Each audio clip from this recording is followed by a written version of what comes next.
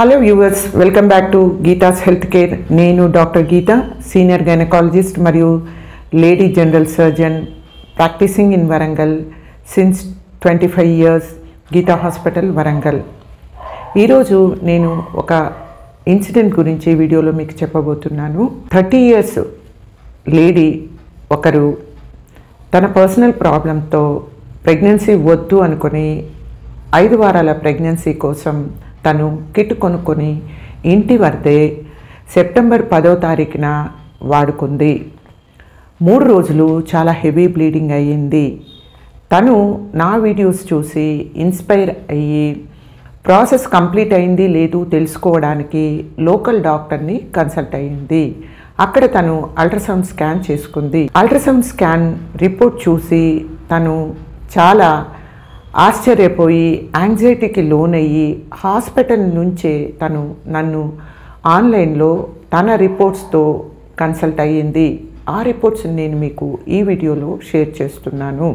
Ultrasound report ఏమొచ్చింది అంటే తనకు ఎక్టోపిక్ ప్రెగ్నెన్సీ రైట్ ట్యూబ్లో ఉంది అని వచ్చింది. దానికి 5 నుంచి 6 వారాల వయసు ఉంది, ఇంకా హార్ట్ బీట్ రాలేదని వచ్చింది.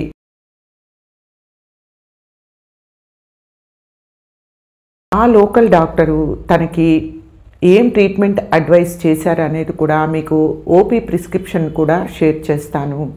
యూజువల్గా ఈ ఎక్టోపిక్ ప్రెగ్నెన్సీ ట్యూబ్లో ఏర్పడి దానికి ఇంకా హార్ట్ బీట్ రాలేదు అంటే దాన్ని మెడికల్ మేనేజ్మెంట్ ద్వారా ట్రీట్మెంట్ ఇస్తూ ఉంటాము. అంటే ఇంజెక్షన్స్తోనే ఈ ట్యూబ్లో ఏర్పడిన గర్భాన్ని కరిగిపోవడానికి మేము ట్రయల్ చేస్తాము. ఈ ట్రయల్ అన్నిసార్లు సక్సెస్ కాకపోవచ్చు. కాకుంటే దీనికి గాను పేషెంటు 7 రోజులు హాస్పిటల్లో ఉండవలసి వస్తుంది. మెడికల్ మేనేజ్మెంటు ఫెయిల్ అయ్యి ప్రెగ్నెన్సీ కంటిన్యూ అవుతూనే ఉంది అనుకోండి, అప్పుడు తప్పకుండా ఈ పిండం ఉన్న ట్యూబ్ని తొలగించాల్సిన అవసరం ఏర్పడుతూ ఉంటుంది. ఒకవేళ ఈ ఆపరేషన్ చేయడము ఆలస్యమైతే ఈ ట్యూబ్లో ఏర్పడిన పిండము ఇది పెరుగుతూ ఒక టైంలో ఇది పెరగడానికి ట్యూబ్లో స్థలం లేక ఈ ట్యూబ్ కూడా రప్చర్ అయ్యి ఈ పిండము అబ్డామిన్లో పడుతూ ఉంటుంది. దీన్ని రప్చర్డ్ ఎక్టోపిక్ ప్రెగ్నెన్సీ అంటారు. ఇది చాలా ప్రాణాంతకం. ఇలా జరిగినప్పుడు ఎమర్జెన్సీలో ట్రీట్మెంట్ ఇవ్వవలసి ఉంటుంది. ఇటువంటి పేషెంట్స్ హాస్పిటల్కి వచ్చేసరికి చాలాసార్లు షాక్లో వస్తారు. అంటే వీళ్ళకి అబ్డామిన్లో బ్లీడింగ్ అనేది అవుతూ ఉంటుంది. వీళ్ళు హాస్పిటల్కి వచ్చిన తర్వాత కూడా దగ్గర కొన్నిసార్లు 5-6 రక్త ప్యాకెట్స్ కూడా అవసరం పడుతూ ఉంటుంది. వీళ్ళను షాక్ నుంచి రివైవ్ చేసి ఆ తర్వాతే సర్జరీ చేయవలసిన అవసరం ఉంటుంది. కొన్నిసార్లు కొంతమంది షాక్లోకి వెళ్ళి రివైవ్ కాకుండానే మరణించిన కేసులు కూడా ఉన్నాయి. ఇవన్నీ నేను మీకు ఎందుకు చెప్తున్నాను అంటే మీరెవరు ఇటువంటి ప్రమాదాల్లో ఇరుక్కోవద్దు. మీకు ఇది ఎందుకు నేను షేర్ చేస్తున్నానంటే మీరు నాణానికి ఒకవైపు మాత్రమే చూస్తున్నారు.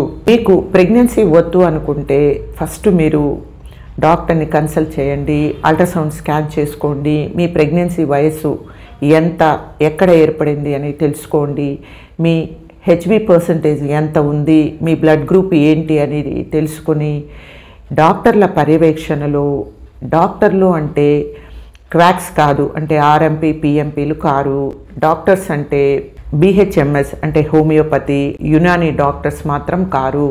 మీరు మీ ప్రాబ్లం గురించి ప్రొఫెషనల్స్ అంటే గైనకాలజిస్టులు మాత్రమే సంప్రదించాలి. వీళ్ళు మాత్రమే నిష్ణాతులు, వీళ్ళు మాత్రమే వీటి గురించి చదువుకున్నారు. మీరు ఎప్పుడైనా ఈ అబార్షన్స్ గురించి గైనకాలజిస్ట్ దగ్గరికి మాత్రమే వెళ్ళండి.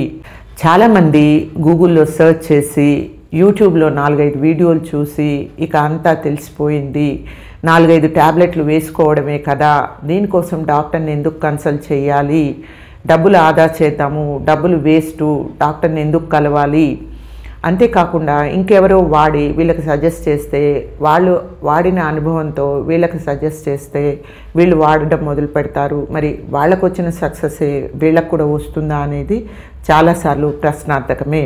కొంతమంది ఆడవాళ్ళు వాళ్ళ బాయ్ ఫ్రెండ్స్ అనో హస్బెండ్స్ అనో వాళ్ళకు తెలిసి తెలియని జ్ఞానంతో ఈ కిట్లు కొనుక్కొచ్చి వాళ్ళకిచ్చి ఇక వాడుకోండి అంటే వీళ్ళు ఎటువంటి అభ్యంతరాలు చెప్పకుండా ఈ కిట్లని వాడుకొని ప్రాణాల మీదకి తెచ్చుకుంటున్నారు. మహిళలు మీకు ప్రెగ్నెన్సీ వద్దు అనుకుంటే ఇది మీ హక్కు. దీన్ని మీరు సేఫ్గా పర్ఫెక్ట్గా తీసుకోవచ్చు. ఎవరో మీకు తెలిసి తెలియని జ్ఞానంతో ఈ కిట్లు తీసుకొని వచ్చి మీ మీద ప్రయోగాలు వేస్తామంటే మీరు వీటిని అడ్డుకోండి. చిన్న చిన్న అమౌంట్స్ కోసం చూడొద్దు. చిన్న అమౌంట్స్ కోసం చూసినప్పుడు కొన్నిసార్లు చాలా పెద్ద అమౌంట్స్ని మీరు ఖర్చు పెట్టాల్సి వస్తుంది. కొన్నిసార్లు చాలా చిన్న చిన్న తప్పులకే భారీ మూల్యం చెల్లించుకోవాల్సి వస్తుంది. మనం ఇప్పుడు మాట్లాడుకున్న ఈ 30 ఏళ్ల వయసున్న మహిళకు తను 10th సెప్టెంబరున కిట్ వాడుకుంది.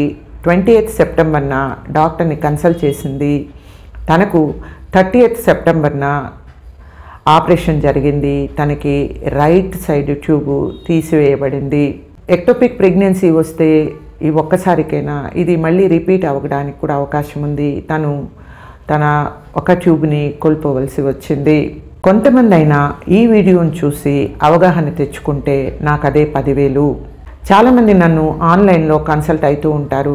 వాళ్ళను నాకు వీలైనంత వరకు నేను వాళ్ళని ఎడ్యుకేట్ చేయడానికి చాలా ట్రై చేస్తున్నాను. కానీ నేను సక్సెస్ కావడం లేదు అనేది నాకు తెలుస్తూనే ఉంది.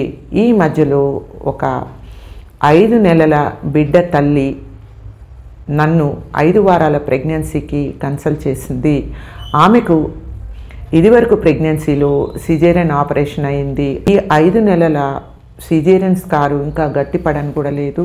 ఆవిడ తిరిగి ప్రెగ్నెన్సీతో నన్ను కలిసింది. ఆవిడ నాతో మాట్లాడుతున్నంతసేపు ఏడ్చే బిడ్డను వాళ్ళ హస్బెండ్ బయటకు తీసుకెళ్ళి ఓదారుస్తూనే ఉన్నాడు. వాళ్ళు వచ్చిన దగ్గర నుంచి కూడా 5 నిమిషాలు కూడా పీస్గా వాళ్ళు నాతో మాట్లాడలేదు. ఆవిడకు అబార్షన్ గురించి నేను చాలా అవగాహన కల్పించడానికి చాలా ట్రై చేశాను.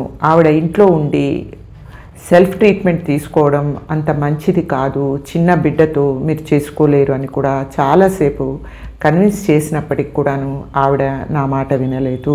ఇలాంటి ఎక్స్పీరియన్సెస్ ఎన్నో ఉన్నాయి. చాలాసార్లు దంపతుల్లో హస్బెండ్ ట్రీట్మెంట్ తీసుకోవడానికి ఇష్టపడినప్పటికీ ఆడవాళ్ళు ఇష్టపడడం లేదు. Health is wealth.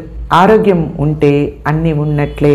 ఆరోగ్యం లేని రోజున మీకు కోట్లు ఉన్నప్పటికీ అది ఆనందాన్ని ఇవ్వదు. Thank you for watching.